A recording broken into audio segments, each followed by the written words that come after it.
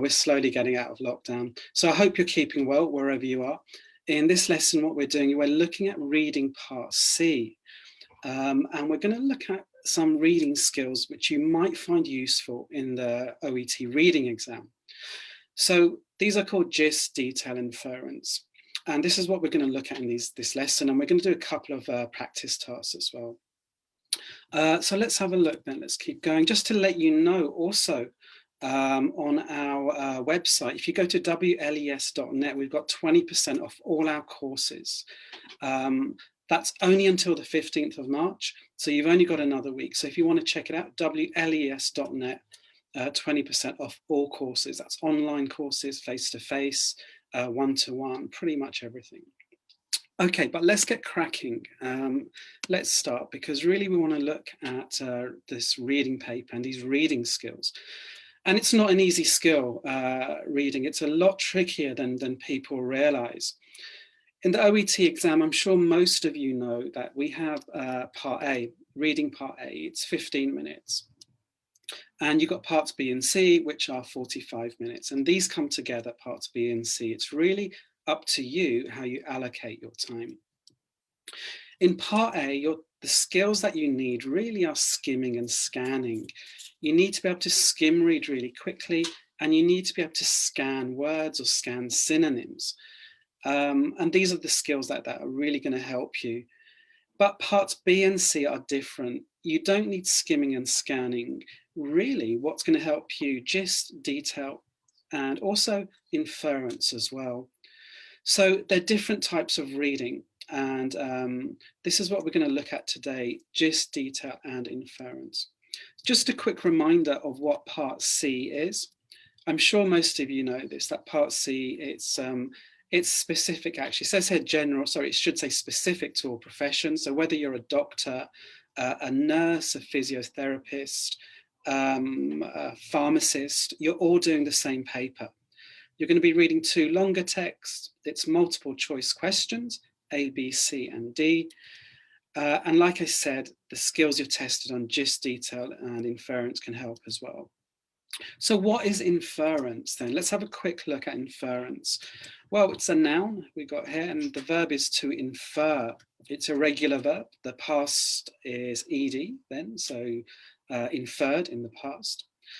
And just some synonyms of infer: imply, suggest, or speculate. There's probably quite a few more, actually. There's probably quite a lot of synonyms, in fact, but they're kind of similar words, and these kind of give you an idea about what inference is. Essentially what it is, it's when you're making a guess, but you're making an educated guess. You're actually guessing, and your guess is based on evidence. So this is something really useful for reading part C, because the answers are never so direct. They're never that obvious. And sometimes you're going to actually have to try to work out. You're going to have to infer what the writer is telling you. Here's a quick task here. You can see this picture, hopefully. What could you infer about this person? Okay, just take a second and think, well, what could you infer? I think the most obvious thing most people say is he's just been shopping. And that's a reasonable statement to make. But what you're doing is you're inferring. We don't actually know for sure if he's been shopping. It's possibly he's with his partner and he's just been given his partner's shopping bags and he's waiting for her. But we're inferring, we're making an educated guess. You can see the picture, you can see the shopping bags. You're not just kind of making a guess out of the blue. There's evidence there, and that's the important thing. And that's what you need when you're going to infer. You're going to make a choice. You've got A, B, C, or D. Sometimes you're going to infer, but you're doing that, you're inferring, and it's based on evidence, and that's really important. Let's have a look at an example of an inference question, and then we're going to do a couple of tasks here. Okay, this comes from a reading. You can see the heading here. It's about allergies, allergic to eating. This is the question. It says, what does the paragraph suggest about the transference of allergies between mother and child? Now, in a way, you know that the answer isn't going to be so direct, because when you look at the verb, and it's always worth looking at the verbs in the question, because you've really got to understand the question. And one mistake people make is that they kind of skim read the question, but you've got to really read the question carefully and pay attention to the verbs. You can see here the verb is suggest. So it's not going to be that direct. You're going to have to read between the lines, if you like. You're going to have to maybe infer a little bit. Let's have a look here. It says the transference of allergies between mother and child. This is really what you need to do as well with the reading paper. You've got to be clear on the question. You need to make sure you understand what they are asking of you, because if you don't, you're kind of going to get confused with the answer options. And that's what they do, not just with OET, but with IELTS, and even in the Cambridge exams. They'll often confuse you with the answer options. So you've got to focus on the transfer of allergies between mother and child. That's really what you're looking for here. Let's have a look at the paragraph. It says here, there is evidence that allergens can be transferred through a mother's breast milk to her child, and possibly through the placenta. Since the immaturity of babies' immune systems might make them more vulnerable to an inherited allergic tendency, women in allergic families could be advised to avoid certain foods during pregnancy and breastfeeding. It is possible, though, that some allergies or intolerances are purely imaginary, and this can also have consequences for children. One US study found that parents sometimes avoided foods to which they erroneously believed their children were allergic, occasionally leaving the children severely underfed. Okay, now there's a reason why I've just read the paragraph before showing you the answer options. And one reason is because if you can really understand the paragraph, it makes the answer options easier. Remember, this is reading comprehension, and comprehension means to comprehend, to understand. And if you can really understand the paragraph, it does make the answer options easier. So we've got the question, we've looked at the paragraph. Here are the answer options. I'll just give you a few seconds just to quickly read through these answer options.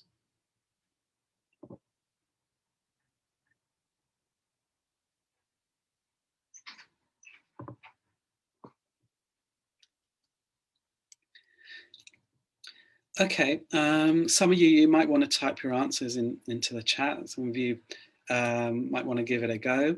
And let's just quickly look at it together. We'll do a couple of tasks in a moment.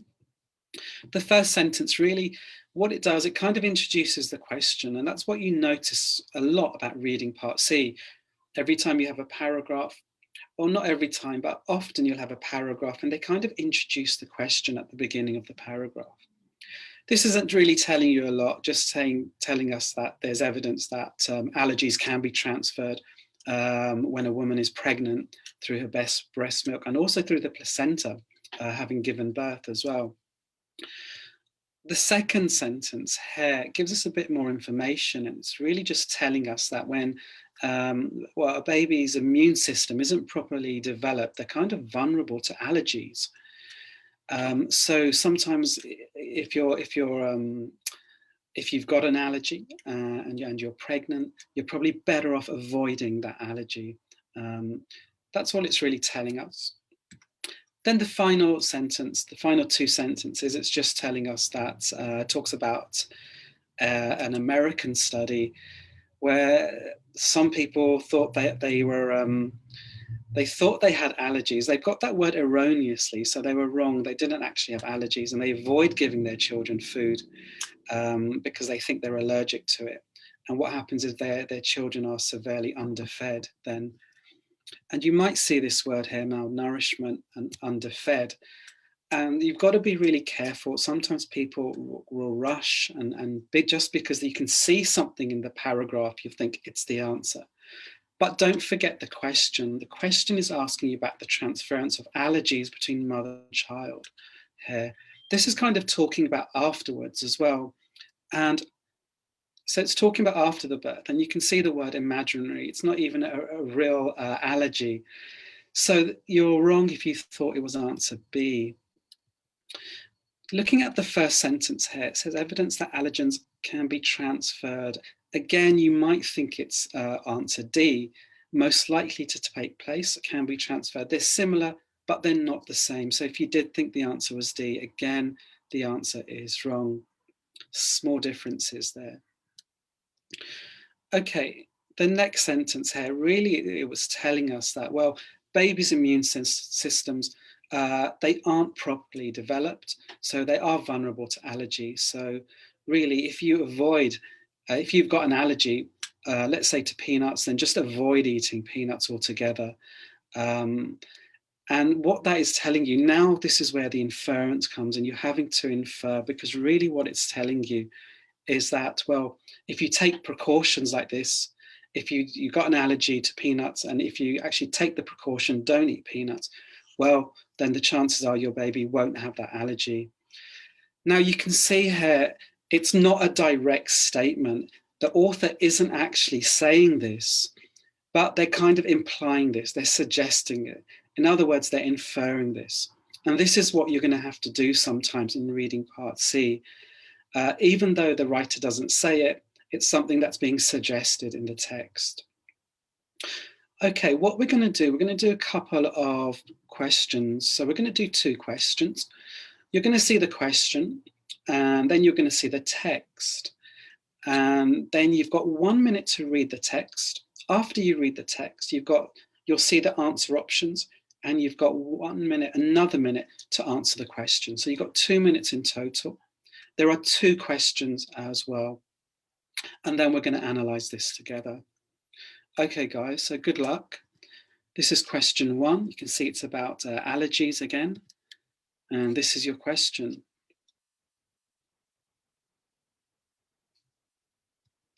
Okay, and here's your paragraph. And you've got a minute to read the paragraph.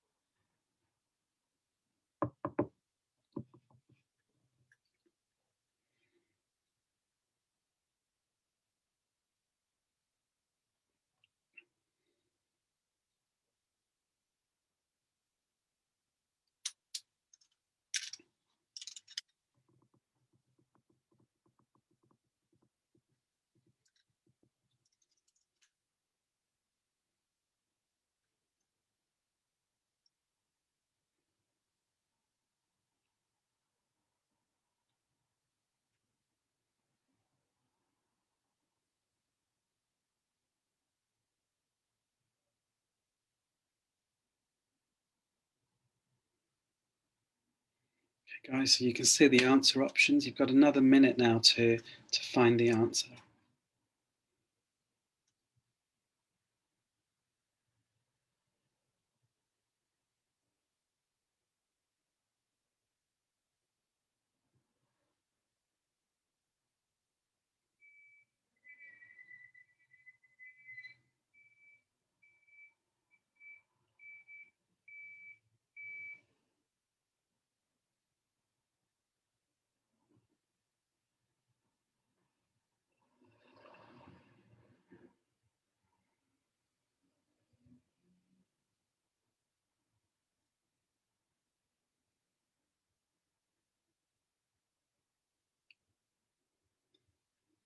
Okay, just down to 10 seconds. I know some of you got your answers in the chat. Feel free to put your answers in. Okay, so let's have a look. Oh, sorry, question 2. Forgot there are 2 questions. Same kind of thing. This is about the prenatal origins of heart disease.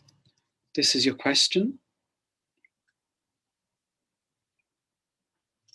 And this is the paragraph. Again, just a minute to read this, and then a minute you'll see the answer options.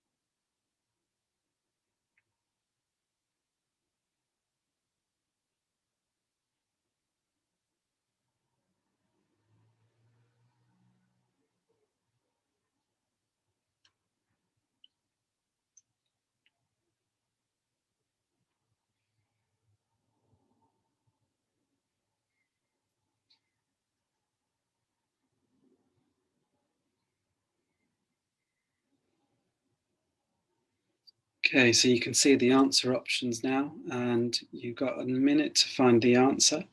And remember, you're going to have to infer as well.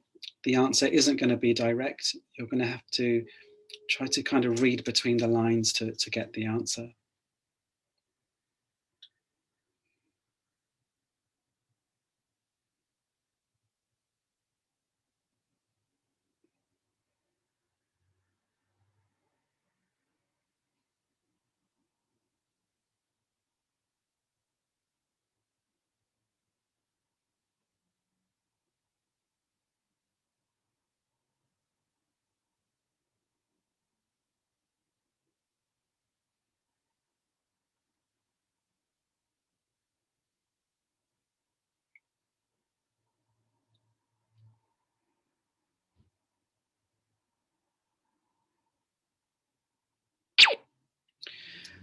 Okay, so let's have a look at this. The answers, the first text, it was about allergies. You might remember, this is allergies to eating. Well, just going to direct you to the sentence in the middle of the paragraph. In fact, when you read this, you might have noticed the synonym. The question Dr. Suter suggests, in the text, Dr. Suter speculates, really kind of similar. And also here, the rise in cases of one allergy, in the paragraph, a rise in peanut allergy cases. Okay, so when you see that, you know you're reading something significant. You know here you've really got to read carefully. If you go on reading here, the writer talks about peanut allergies. This is what the writer is talking about. It says greater exposure has probably allowed more peanut allergies to flourish. Again, peanut allergies which flourish, an important vocabulary there. When something flourishes, it kind of blossoms, it grows. So peanut allergies on the rise. But we also need to think, well, why? And you can see the word due to. So why? That's really what the question is asking you. Why are peanut allergies increasing? And that's what I mean. If you can really understand the question and understand what they're asking of you, it makes your life easier. So it's just so important to read the question carefully. If we go on reading as well, the writer explains that peanut consumption per capita is rising, so we're eating more peanuts. It's a common ingredient in Asian and vegetarian dishes, which have grown in popularity. And the diet-conscious population is increasingly turning to nuts as a source of healthy fats. Okay, so we're going to infer here. There's nothing in the answer options actually which says anything here, but there is something which is implied, and what the writer is kind of implying or inferring, what the writer is saying here, well, we think peanuts are healthy, so actually we're consuming more and more peanuts because we want to have a healthy lifestyle. What that is doing is that it's actually increasing allergies. So that leaves you really with answer option A. The reason that peanut allergies are rising is because we're trying to improve eating habits because we think peanuts are healthy, which they are, in fact. But you can see here how you've had to infer. The writer didn't say in the paragraph that people are trying to improve their eating habits. They just say the diet-conscious population are eating nuts because they're healthy. It's a similar kind of thing, and you can kind of see what the writer is trying to tell you. But it's not direct as well. And you kind of, if you use inference, it can really help you. So the answer here was option A. Let's have a look at the second question. This was about heart disease, but prenatal origins of heart disease. So really the origins of heart disease kind of before you're born. It's quite interesting, this. And you can see in the question here, it says suggest. So if you pay attention to the verbs, you know it's not going to be direct and you're going to have to infer. And again, focus on the question. This is what they're asking you. They're talking about the work of the international research community. You might be reading a lot of things in the paragraph, but this is really what you want to focus on here. The work of the international research community. So I've highlighted some words here. It says, it talks about fetus's susceptibility to disease. And again, susceptibility, it's important to have a good vocabulary in reading. In fact, for the whole of the OET exam, for the listening paper as well, you really, really need a rich and a broad vocabulary, because if you don't know these words, sometimes it can really kind of make your life harder. So when you're preparing for the OET exam, please really use it as an opportunity to widen your vocabulary. So here it says a fetus's susceptibility to disease in later life. So in later life, how vulnerable you are to a disease. It starts as a fetus, that's what it's saying, by conditions in the womb. And you can see here it talks about the international research community. This is what they focused on. Okay, and it says here, considerable efforts concentrating on nutrient supply across the placenta as a risk factor. So that's what the international research community focused on. They focused on nutrients across the placenta when they're looking at disease in later life from a fetus. If we read on, it says here that's just part of the story. How much oxygen is available to the fetus is also a determinant of growth and of the risk of adult disease. So we're moving away now from the work of the international research community. The author is telling us it's not just about nutrients. There's something else important here, and that's oxygen as well. Okay, and then it goes on to talk about Dr. Dino Giussani's research group. And this research group really focuses on oxygen and fetal development. So it's kind of moving away from nutrients. Okay. So like I said before, the work of the international research community, that's really what I was asking you about. And you can see here, they focus on nutrient supply, but the author's telling you, well, you know, it's only half the story. There's a lot more to it. And they focused on oxygen as well. So what you can infer is that the focus of their research has been too narrow. Again, you're inferring here. The writer doesn't actually say that. The writer doesn't say that the international research community, their work is too narrow.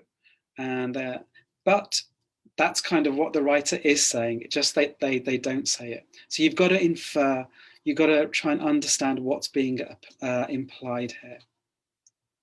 And also, as you go through the answer options, you'll notice that all of them are slightly inaccurate as well. Okay, let's move on. So inference is something really useful, and it's a good skill to have, I think, in reading part C, and also in reading part B as well. Now, there's a couple of questions. There's gist and detail. We're going to look at detailed questions. I've got direct, it's actually detailed questions we're looking at here. This is where you focus on one part of the text, and you can find that answer in a specific part of text. So these are detailed questions. You don't have to get the answer from the whole paragraph. Actually, you can get it maybe from a sentence or from half a paragraph. But having said that, it is really important to read the whole paragraph. Okay, let's have a look at a couple of examples. Well, we'll look at one example and we'll do some practice. Allergic to eating. So we're going to stay with allergies at the moment. It says here in the 5th paragraph, what point is made about the 2 hypotheses mentioned? Okay, this is the paragraph. Broadly speaking, Dr. Suter says the ideal recipe for a food allergy is to be born of allergic parents and then to have a high exposure to an allergenic foodstuff. But there are so many exceptions to this rule that other forces are clearly at work. And who's to say what high exposure is anyway? In contrast, the so-called hygiene hypothesis suggests too low an exposure to allergens is to blame. The idea is that today's clean environments leave our immune system with too little to do, encouraging them to turn on the wrong culprits. Clearly, the field of immunology has only just scratched the surface of understanding. Okay, so once again, you can see I've taken away the answer options, and it's for the same reason. It's just so you can really focus on the paragraph and really understand what the author, what the writer is trying to tell you. Here are the answer options. Just take a few seconds just to read through these, and feel free to type in your answer into the chat.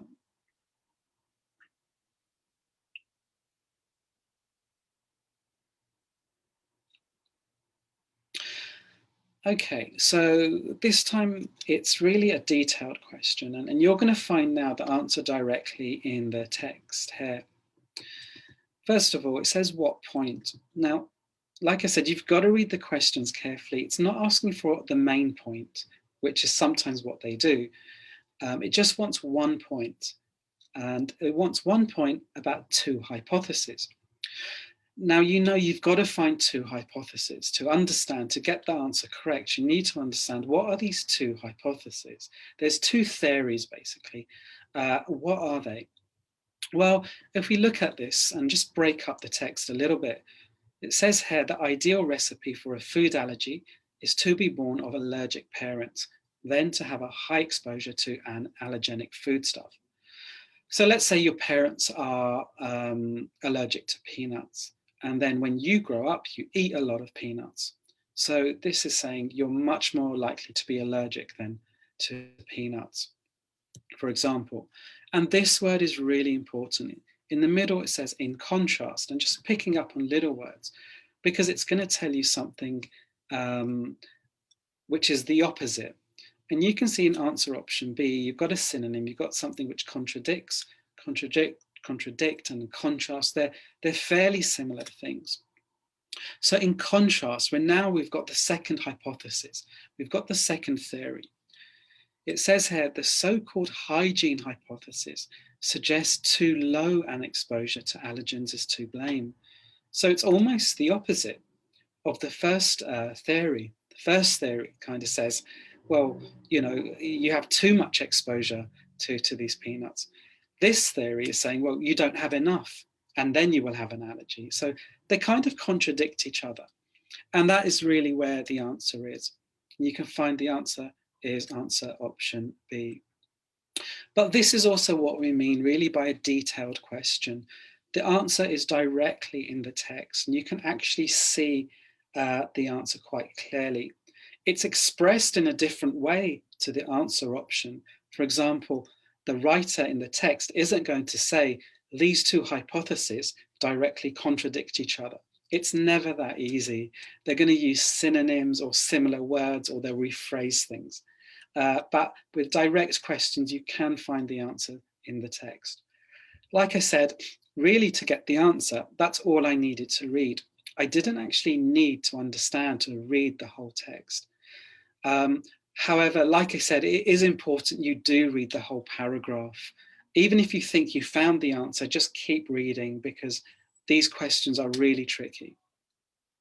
Okay, so let's do a bit of practice. So just like before, there are two questions, and you're going to see the question, you'll have the paragraph, you've got a minute, and then you'll see the answer options.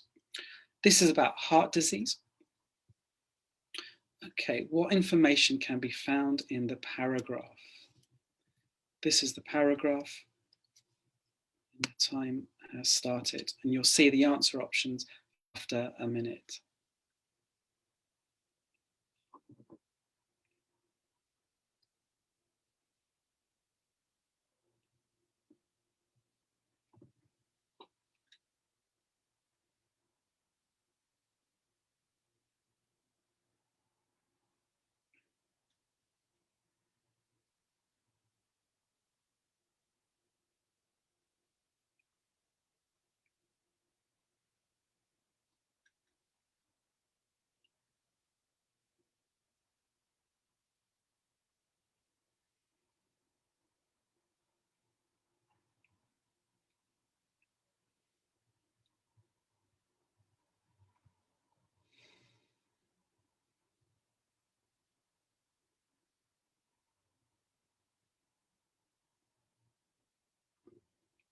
Okay, guys, you can see the answer option.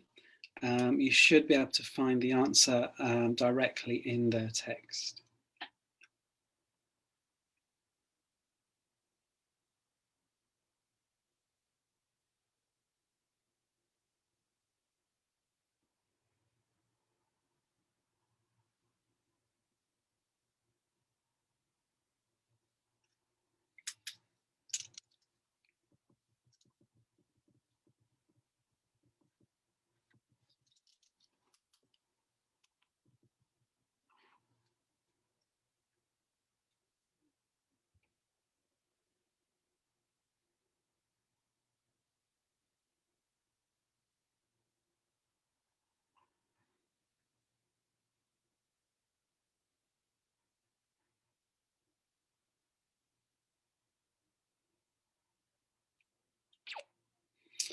Okay, and you've got, let's see, question 2, also about prenatal origins of heart disease. This is the question, paragraph. Again, you've got a minute to read this, and then you'll see the answer options.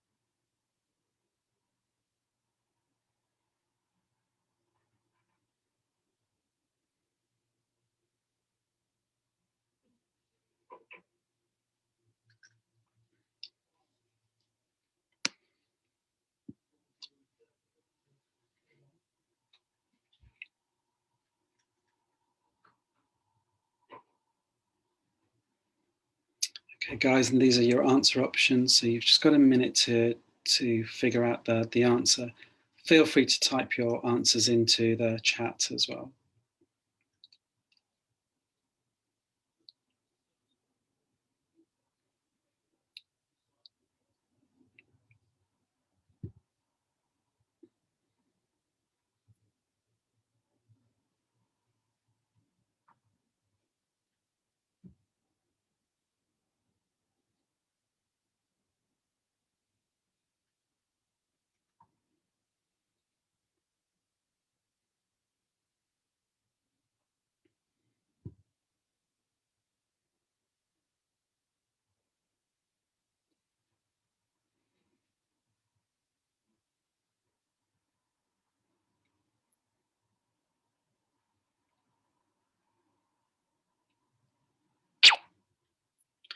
Okay, so let's have a look at the answers. And just be clear, these are detailed questions. It did say direct, actually should say detailed, don't be confused. It pretty much means the same thing, that the answer is actually in the text, in a specific part of the text. And what it says here, the first question, what information can be found? So these questions are specific. It's really asking you about information that is in the paragraph. That's really what it wants. And you're going to find this in the actual paragraph. This talked about heart disease, in fact, across the world. And it gave an example in Australia. It said that 30% of all deaths are to do with heart disease. And so really the first sentence is telling you, be careful, because if you look at option D, some people see the country with the highest mortality rate, but it didn't say that. It didn't say Australia has the highest mortality rate. It just tells you that 30% of all deaths in Australia are to do with heart disease. So if you did think D, you would have been incorrect. Just got to read the questions really carefully. It talks here about, the next sentence really talks about traditional risk factors with heart disease, things like smoking, obesity, genes as well, genetics. And again, you might think that the answer is option B. It talks about the greatest risk factor in option B, but it's a little bit different. In the text, it's talking about traditional risk factors. It doesn't say anything about the greatest risk factor at all. The answer wasn't option B. At the end, it tells you that there is something else becoming apparent now, that as well as these traditional risk factors such as smoking and obesity and genes, it tells you actually before birth, there's something, and just at the end, it talks about interaction with the quality of our prenatal environment. So while you're still in the womb, basically, this could actually have an effect on whether you have heart disease later on in life. If you look at option C, misconception about the chief causes. Again, vocabulary is important, because the misconception, if you don't know that word, it kind of means that you don't hear it. It's saying that we had a misunderstanding of what has caused heart disease. But that's not what the writer is saying, in fact. Okay, we know the answer is going to be answer option A. And you can see really why, if you just look at the end here. The writer says it's now becoming apparent. It's a recent finding. It's now becoming apparent. You can kind of see how the language is different. It's kind of synonymous. It's similar. It's saying the same kind of thing, but in different words. And the recent finding, so what is the recent finding? Well, it's just as we said now, rather than kind of just focusing just on smoking or obesity or on your genes, with heart disease, now you can actually look at when, as a fetus, you're still in the womb, and the conditions in the womb as well, which could affect later on in life your chances of getting heart disease. Okay, so that was a detailed question. You can kind of see it's a specific part of the text. Even though you have to read the whole text, the answer has come just from really the last sentence, in fact.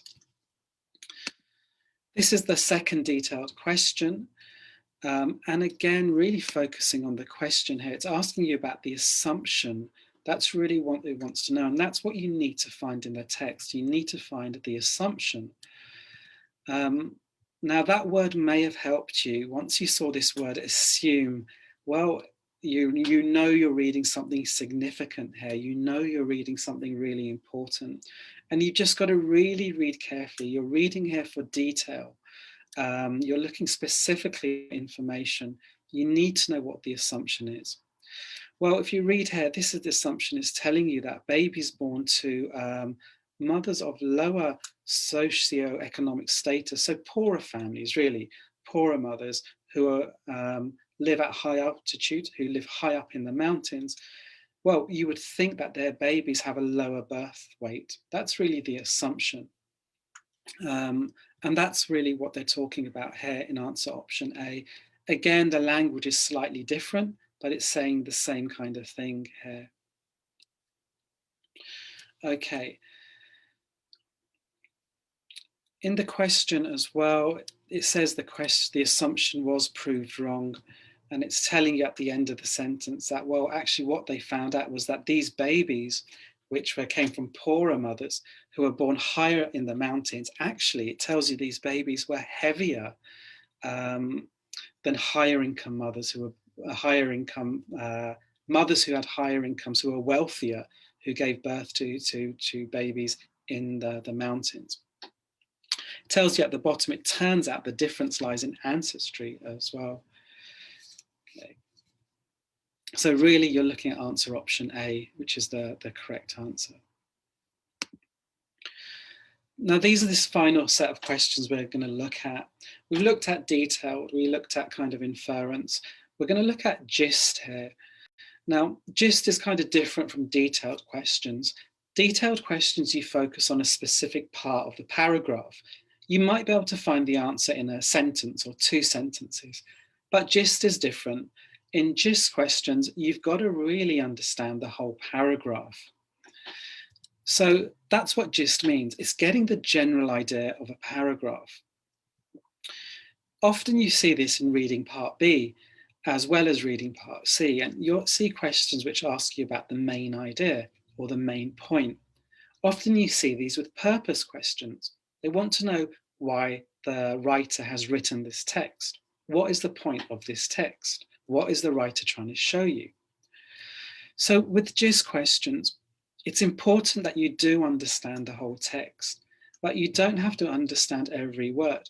You really just need to get the main idea of the paragraph. So this is it's like the opposite to detailed questions where you're focusing on a specific part of the paragraph. Now you're going to look at the paragraph as a whole. Let's look at an example. So let's stick with prenatal origins of heart disease. It's an interesting topic. It says here, the purpose of the information in the 6th paragraph is to provide. Well, in a way, you kind of know it's going to be gist because it's asking about the purpose here. And the purpose of the information. In other words, what is this paragraph trying to show you? Why has the writer written this paragraph? This is the paragraph. It says here, the lower socioeconomic groups of La Paz are almost entirely made up of Aymara Indians, an ancient ethnic group with a history in the Bolivian highlands spanning a couple of millennia. On the other hand, individuals of higher socioeconomic status represent a largely European and North American admixture, relative newcomers to high altitude. It seems, therefore, that an ancestry linked to prolonged high altitude residence confers protection against reduced atmospheric oxygen. Okay, these are the answer options. If you want to take a few seconds just to read through these, feel free to type your answers into the chat.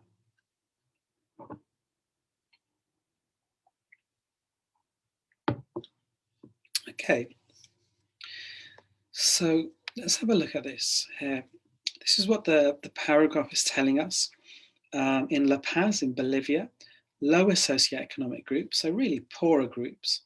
And it gives an example of the Aymara Indians. And they live in the Bolivian highlands. The highlands, I guess, kind of like being higher areas, the mountains, if you like.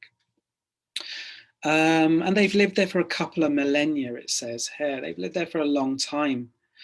On the other hand, and that's really important, you can see where it says on the other hand, because again, it's going to give you contrasting information.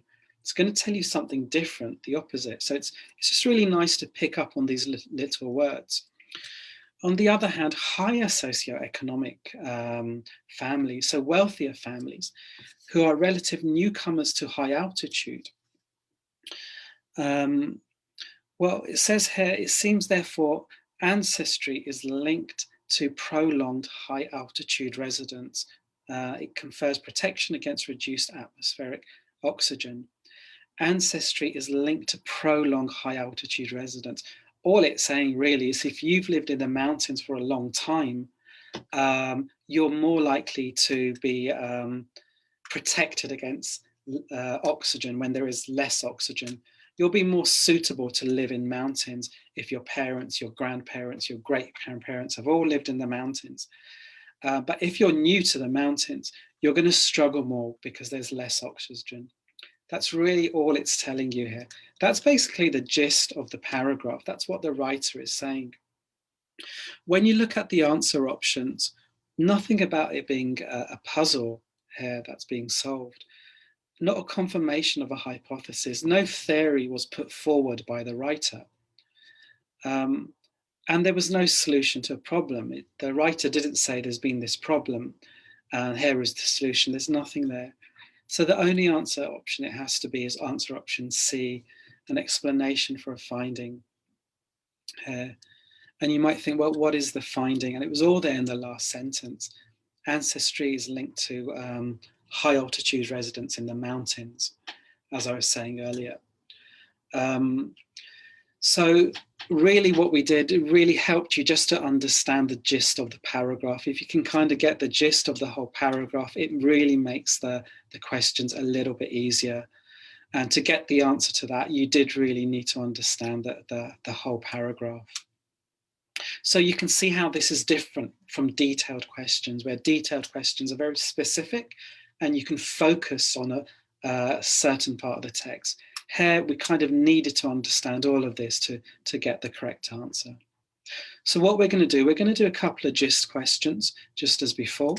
You'll see the question, you'll get the paragraph, you've got a minute to read it, and then you've got a minute to choose the answers.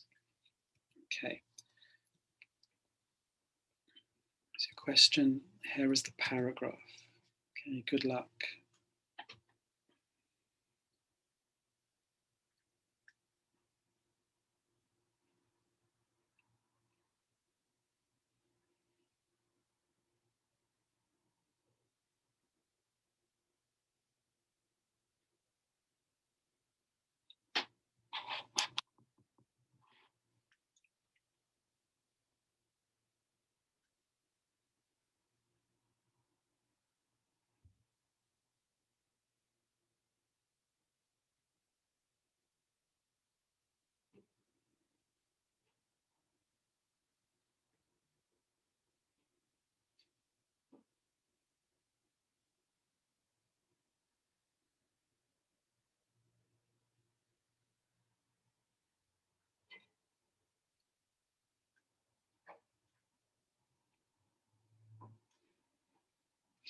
Guys, and you can see the answer options. You've got a minute to select the answers. Remember to look at the whole paragraph as well. Don't just focus on a specific sentence.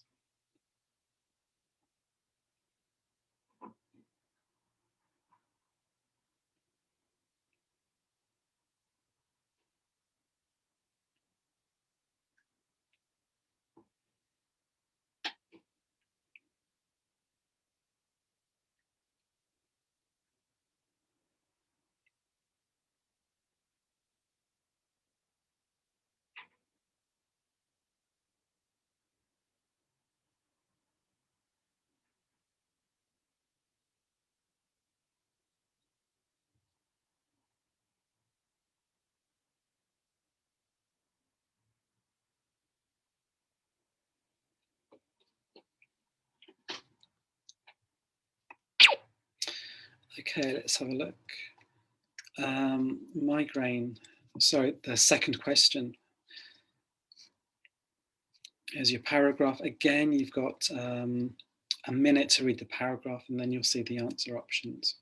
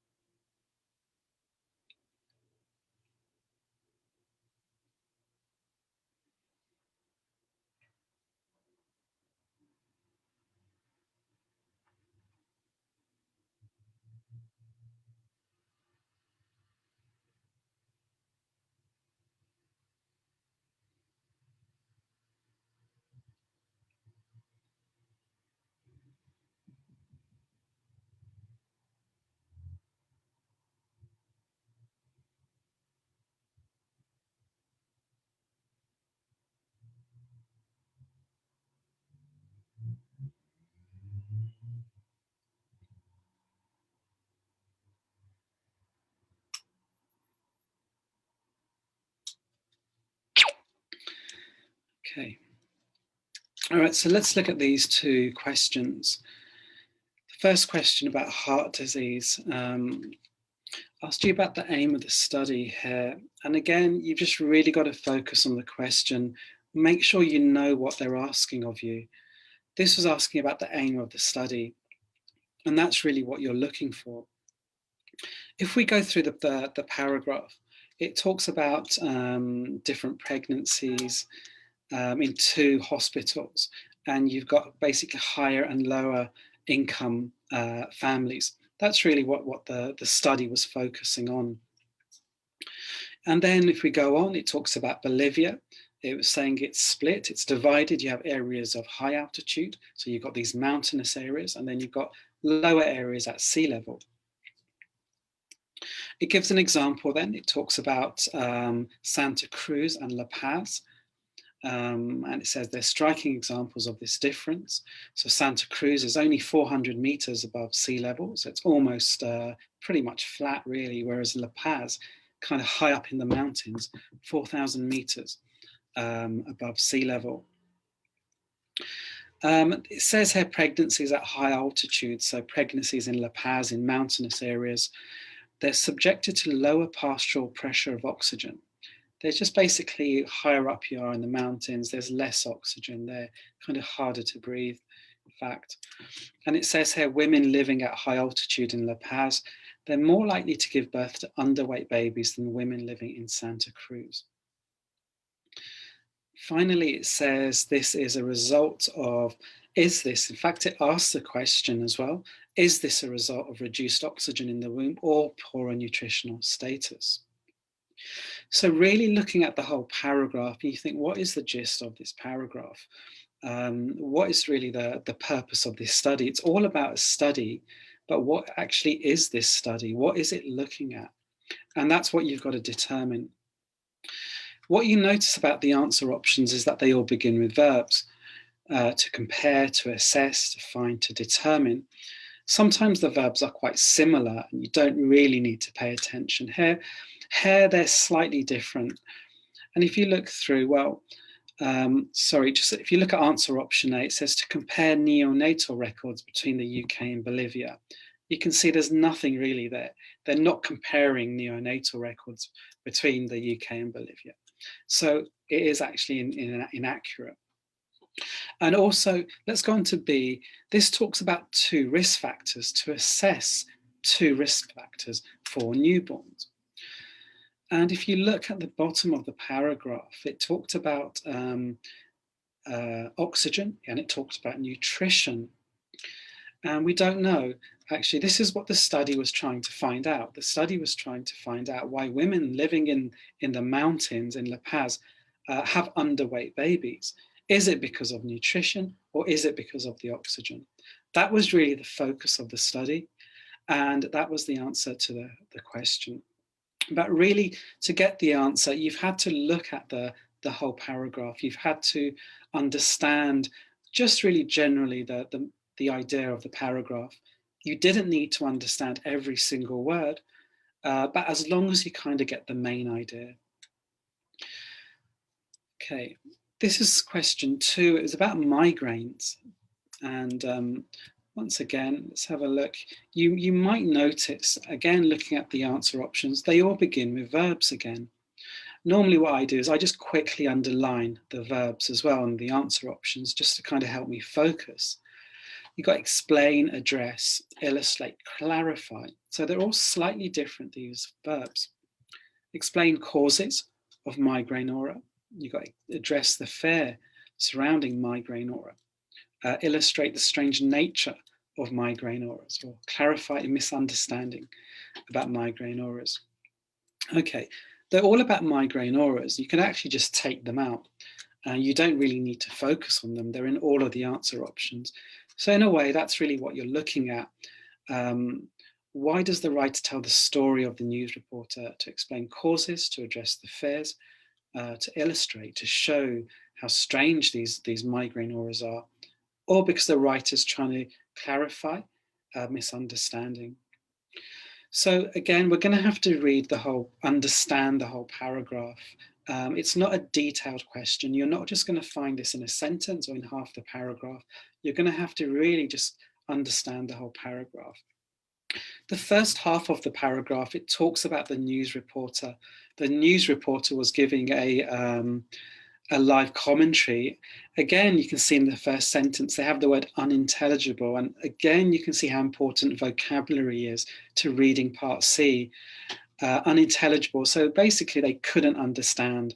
If something is unintelligible, it means you can't understand.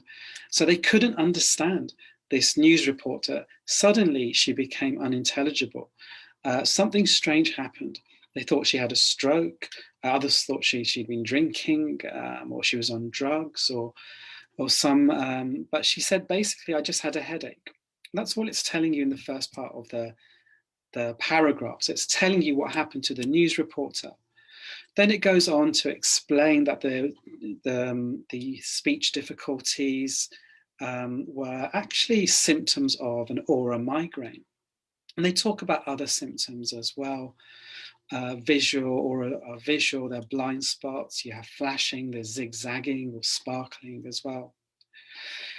And really, kind of that's what it's telling you about then. So why is the writer, why did they tell you the story of the news reporter? Okay, so looking at the paragraph at the heart as a whole, the writer wasn't explaining the causes. It didn't tell us about this news reporter so we understand why people have migraine auras. So you can rule out option A. It's not to address fears as well, nothing there. With B, there's nothing about a misunderstanding. You might, because you have the word unintelligible in the first sentence, people are sometimes put down option D, but you've really got to just focus on the question. And if you do that, you'll see really what they're trying to do is illustrate. They're just trying to show you how strange migraine auras are. There are some things in there which can help you: unintelligible live TV commentary, bizarre speech difficulties, odd disturbances. They're telling you this is really something strange, it's unusual. These are kind of normal headaches. You know, you see things and hallucinate. They're really unusual, and that's really what the writer is trying to tell you. And that's why the writer used the example of the news report as well. Again, it's a gist question. To get the answer, you've really got to look at the whole paragraph here.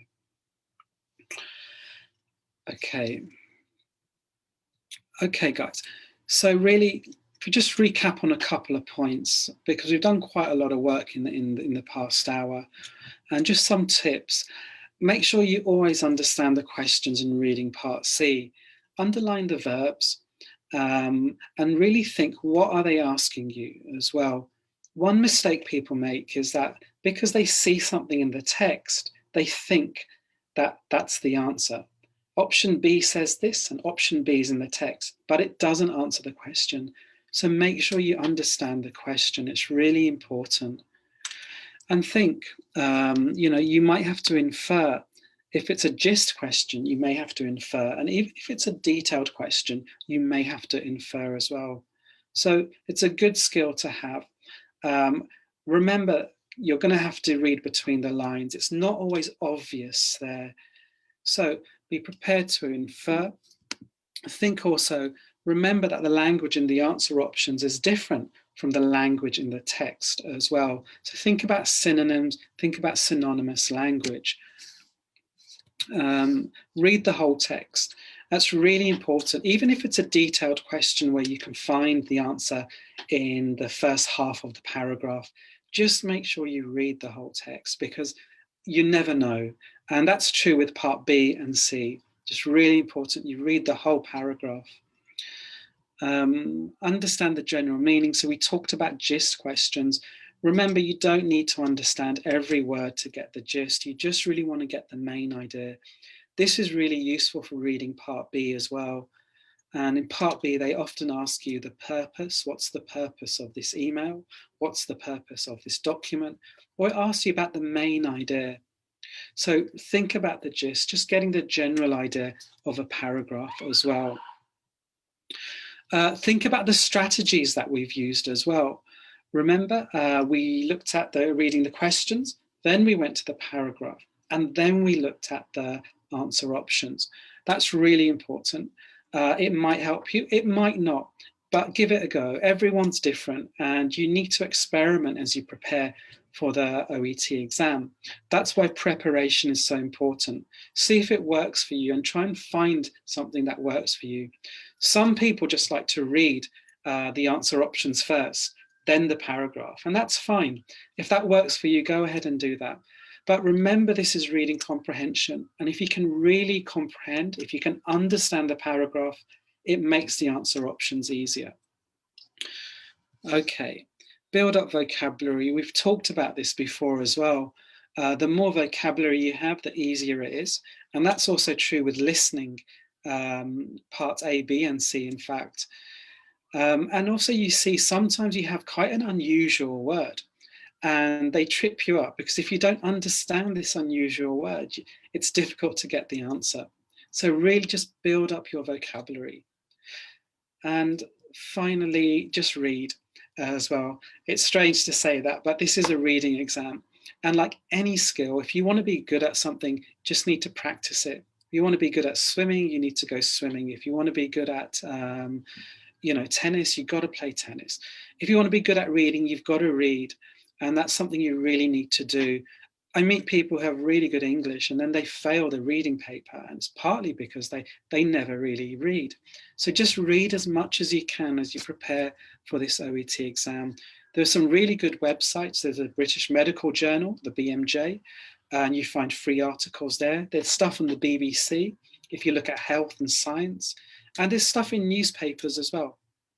All of this stuff can really help you. Just read as much as you can and get in the habit of reading. Okay, just to remind you, if you go to our website, WLES.net, you'll find 20% off all our courses, but only until March the 15th. So there's only another week left of this offer. We've been running it a week, and there's only another week left. If you like, just scan this QR code. You can see this barcode in the top right-hand side of the top right-hand corner of your screen. In fact, if you just scan that, that will take you directly to the relevant pages. Okay, and you'll find stuff there. If you need help with reading, you'll find reading courses there. There's video lessons, there's practice as well. There's some really good material there. There's stuff with listening lessons as well. And we've got writing, online writing courses, writing correction service as well. This is a popular one. We send you case notes, you send us a letter, and we send you back detailed feedback as well. There's lots of things there, speaking courses as well, online as well. We also have writing packages for doctors and for nurses as well. The Platinum package is probably the most comprehensive one. This is the one that most people go for. It really has got everything in there that you need to pass this exam, and you'll work with a tutor as well. It's not like you're just going to buy a package and then you go off and study by yourself. Actually, there is a tutor who will work with you throughout the time you're doing this course. So check it all out, 20% off everything. This is who we are, if you don't know already.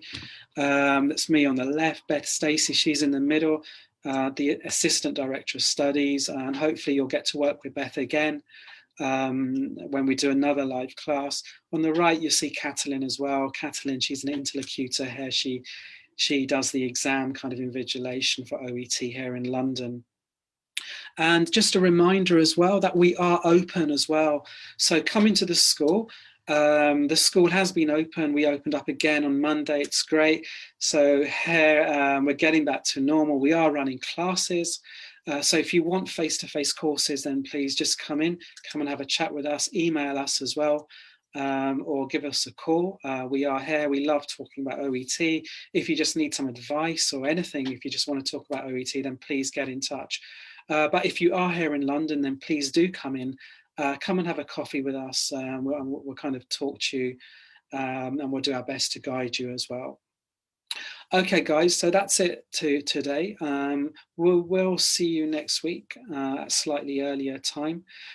Stay well, take care wherever you are, look after yourselves. If you are doing the exam, you're doing the exam in April, or you're doing the exam fairly soon, then good luck. And we'll see you again soon. Take care. It's nice to work with you.